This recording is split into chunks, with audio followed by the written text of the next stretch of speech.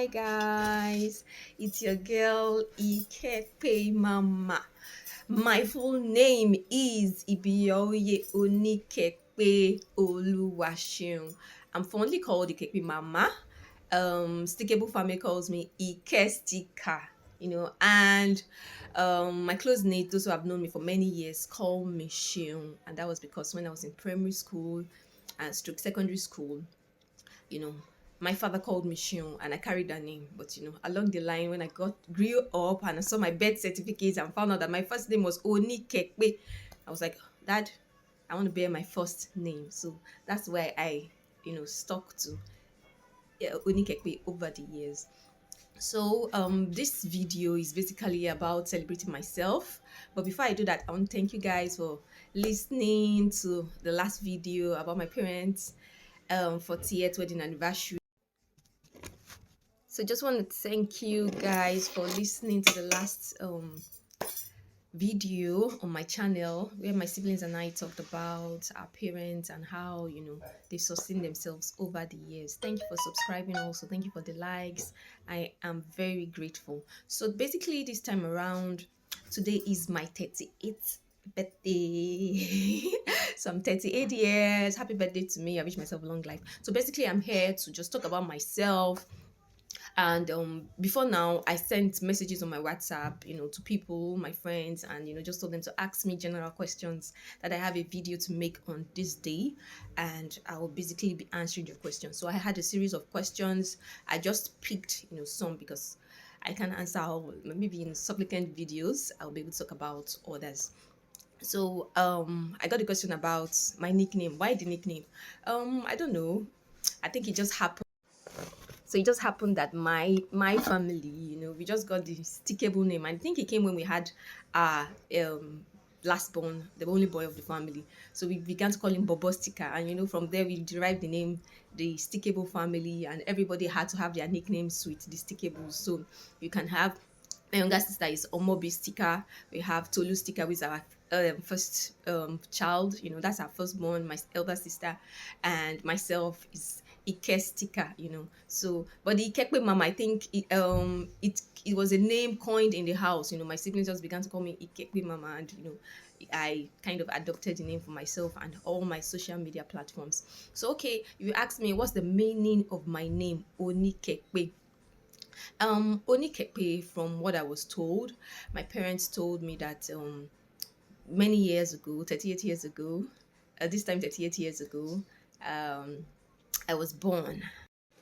So this time 38 years ago, I was born, and it happened that all my grandparents were available.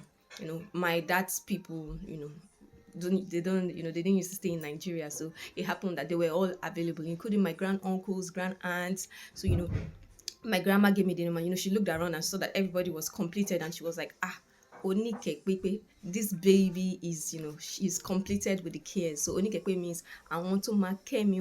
Those who understand Yoruba, it means that those who are to care for me are completed. So that's why I got the name Onikekpe. So everybody knows the meaning of Onikekpe now. I know it's a very rare name, and I'm happy to have the name. So the next question I got was my personality. I should talk about my strength and my weaknesses. Well, I'm basically my major dominant personality, temperament is a choleric, and the next. So the other temperament after that is melancholic. So I'm a cold male. I'm a cold male, but when I look back over the years, I don't think I started out as a choleric.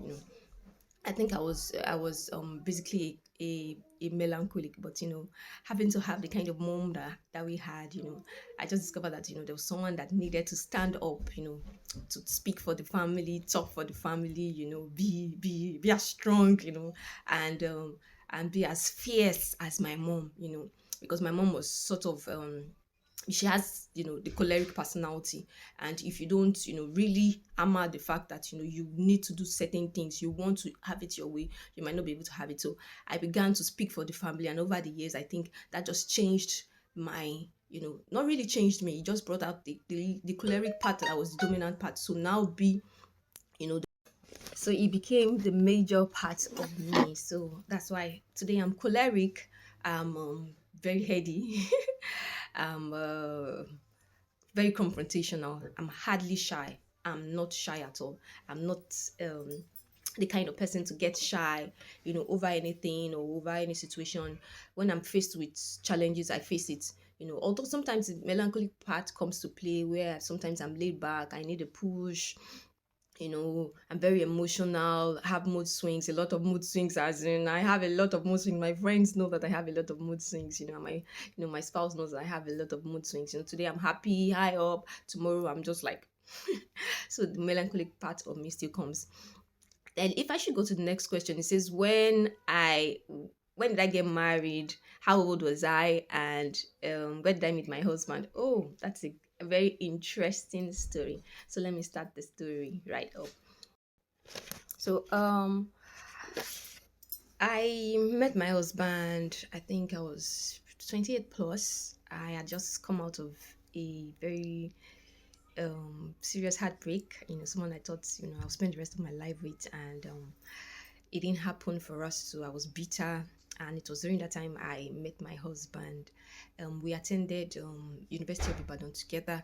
So I was having my master's in political science, and he was having his master's in mathematics. So our departments were not near each other. So there was a mutual friend that connected us together. So when I had that breakup, she was trying to hook me up with our cousin, but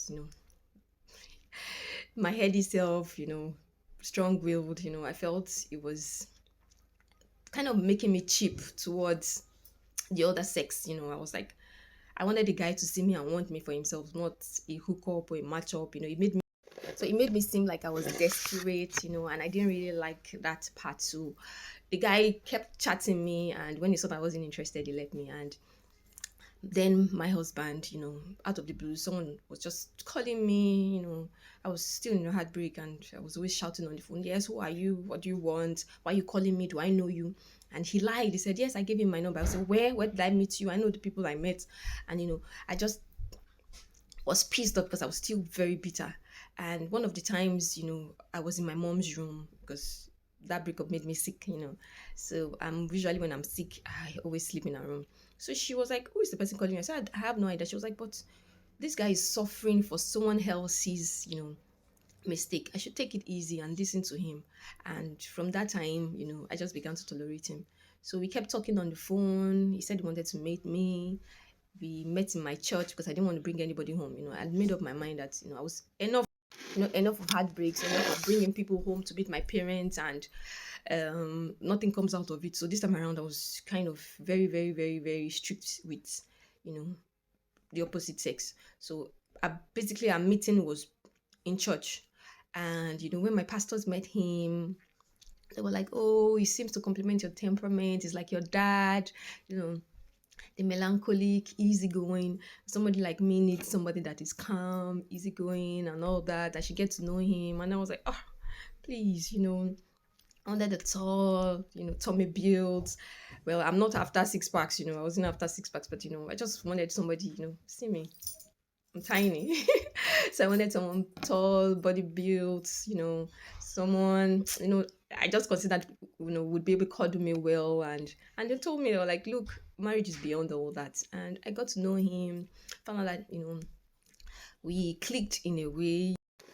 And when he didn't say his mind, he just kept canopying me up and down. And there was this guy in church then I was eyeing. I really liked him. And I had just had to call him and ask him, excuse me, mister, why are you canopying me? What do you want from me? Is there anything you want from me? If you don't want me, then please don't keep close match with me. I want other guys to see that I'm available. I don't want anybody to assume that I'm in a relationship with you. And he told me he wanted to get married to me. I was like, okay, if you're going to get married to me, I give us 6 months, because I was done with long time relationship that will not work. If you have intentions to get married with me, I'm a good girl, I know that. So pick your 6 months. And that was it. And he was like, oh, because his parent, the major person in his life is not his biological father, because his own dad was dead, that he would have to give them time. It's not something that you could just go and meet them and tell them that he was. to meet them and say he was ready for marriage. So he needed to give them time. That that he said I should give him a year, and truth it happened. We had our introduction a few days after my dad's birthday, and that same year, a couple of months later, we got married. So I got married 4 months to my 30th birthday. Just 4 months to my 30th birthday, yes. And I had my first child at the age of 30, yes. And my second child at the age of 33, yes. And today I am 38. So that's the story about how I met my husband, the age and all that. So the next question says, what story would I not forget in a hurry? I think I've had various experiences in life, sweet ones and bitter ones, and they have changed my perspective. And as much as I can, I tell these stories so that other people don't have to go through. Other people don't have to go through what I went through. I always like people learning from my experiences. If you are going to learn, please learn from my experiences, and don't be scared. Don't be scared. You can avoid being scared. And that's why one thing I love about my siblings. They are very attentive. They listen, and they made their life better. The places where we made mistakes. Some were unavoidable mistakes because these things didn't happen because we wanted it to happen, but they were able to make better decisions. Pick more precisive choices about their life. So I will start with an exciting story, then the bad one. So those about things I will not forget in a hurry. Well, I've had series of sad events, breakups, and breakups were the major ones when I was single. Because heartbreak is real. It's a terrible state. It's a terrible state to be in. It's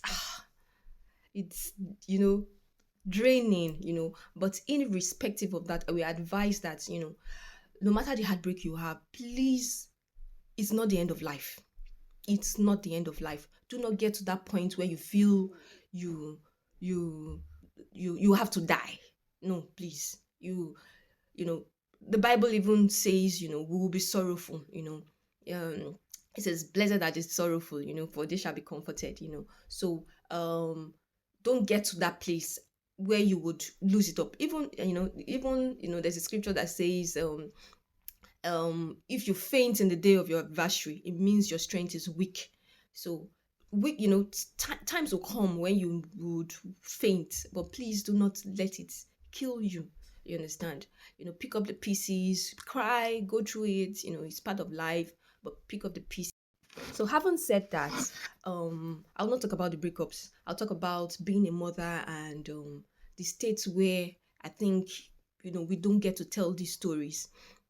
um I had to put to bed, and I got to that state of depression.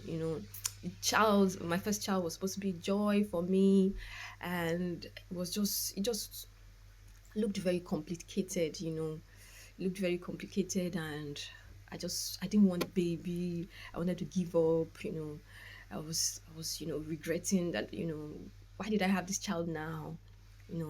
And it happened because of certain factors. Hopefully one of these days I'll sit down and get to tell the story elaborately. So at that time, I think that was the breaking point for me. Having to, not because I didn't want the child, but because of what my body went through. Because of what my body went through. The pain I was feeling, and I was like, is this what love is about? Is this the sacrifice a woman has to pay for love? Okay, what is the man going to pay in return? Is there anything he's going to do that is going to what the kind of pain that she has experienced? And so that was a breaking point for me. That was the lowest part of my life, and it took me time to get over it. It took, my husband want to come and touch me, and I would be like, please, how are you going to pay me for the kind of pain that I have faced in life? And it took me time. It took me time. It took the Holy Spirit to walk through me. It took him confessing his love to me, daily, giving me affirmations, telling me everything was going to be all right and all that. But I will still go to the nitty gritty later on. And that's the bad side of the experience that I will never forget in a hurry. And the good side of the experience, that So the good side of the experience I'll never forget in a hurry, I would say, is there are many things. I don't think there's anything that supersedes anyone. You having been born in a stable family, it's really an opportunity for myself and my siblings. The kind of way my parents brought us up to be very close knit. Irrespective of our differences, our temperaments. We love each other, and we're always there for each other. So I think it's one of the well, my childhood memories with my siblings, because right now we are miles away from each other. In fact, so I think about the times we spent together and their treasured memories. Then I'll say another exciting time was when I got married. Every girl likes that period where she wears a white wedding gown and she stands in front of everybody like a princess, and she declares her vows and all that.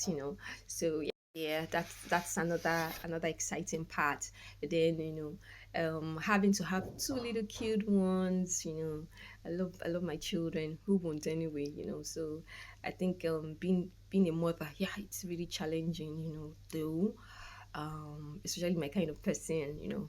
Um, my kind of person whose physical strength is plenty. Let me just affirm that in a positive.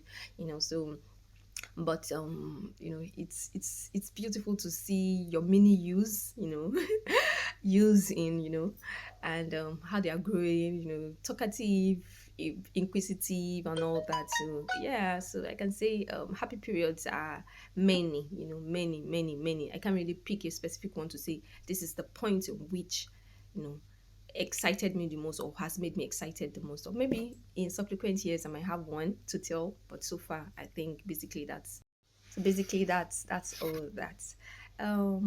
Okay, if there are any other questions that anybody wants me to answer in time, I'm available and ready to answer it.